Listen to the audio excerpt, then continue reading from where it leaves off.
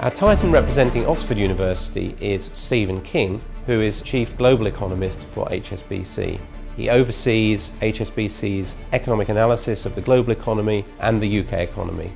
He's a regular contributor to the press and author of a number of books, including his latest book, When the Money Runs Out.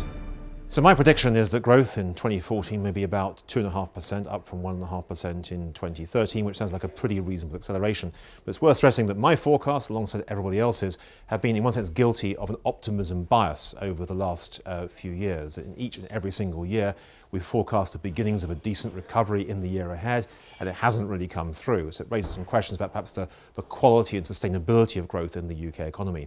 And here there are a few warning signs out there. The first is that the UK's current account deficit is already at over 4% of GDP, which is a remarkably high number at the beginning of a recovery. That's disturbing. A second feature is that there's been very little in the way of investment growth and export growth. The much vaunted whole idea of rebalancing of the economy towards exports and investment hasn't really happened. That's done a disturbing feature. And the third factor is that recovery was seen during the course of 2013, been very much really driven by the sort of bad old ways of housing boom. We've got consumer spending picking up on the basis of increased leverage, a falling household savings ratio, precisely the things that the government wanted to avoid when it first started talking about some kind of recovery coming through.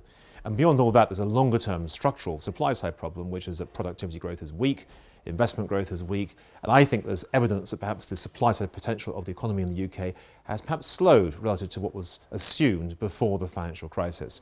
And that creates its own political uncertainties. If growth is that much weaker on a trend basis than was the case previously, then all those promises we've made to each other on the basis of continuous strong growth on pensions, healthcare, education, social benefits, low rates of taxation, all those promises are potentially vulnerable under these new lower growth circumstances. So there is some encouraging cyclical news with a 2.5% growth forecast for 2014, but I think the structural difficulties are still quite significant, and that perhaps suggests that the long-term growth rate of the UK economy is lower than was the case before.